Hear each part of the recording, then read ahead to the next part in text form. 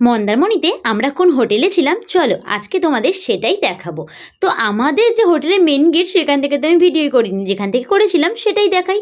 তো এই হোটেলটা কিন্তু ছিল অনেক বড়। আচ্ছা, রিসর্টের নামটা বলে দিই, এইটা ছিল ড্রিম হার্ট রিসর্ট। আর দেখো কতটা বড় ছিল। আর আমরা না এই যে কটেজগুলো দেখতে পাচ্ছ, এই কটেজগুলো নিয়েছিলাম, খুব সুন্দর ছিল কটেজগুলো। নর্মাল এমনি হোটেলও আছে, সেখানটাও তোমরা নিতে পারো। আর এইদিকে ছিল তোমার কি বলে কিচেন ছিল, একটা মন্দির ছিল রাধাকৃষ্ণের, আর সুইমিং পুলটাও কিন্তু অনেকটাই বড় ছিল, বাট আমরা স্নান করিনি এখানে। আর সুইমিং পুলের ঠিক অপোজিট সাইডেই কিন্তু অনেকটা বড় একটা পার্ক ছিল, স্লিপ, দোলনা, আরও অনেক কিছু ছিল চড়ার মতন।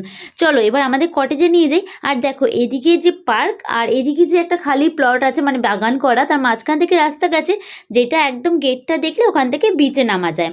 আর এই হচ্ছে আমাদের কটেজগুলো কিন্তু বেশ সুন্দর দেখতে। এই দেখো, এইটা ছিল আমাদের ছেলেদের রুম। সবকটাই মোটামুটি একই রকমই দেখতে, সেমই ছিল। তো এখানে যেরকম জিনিসপত্র থাকে, ইলেকট্রিক কেটেল ছিল, আয়না ছিল, সুন্দর একটা খাট, এসি, সব কিছুই ছিল।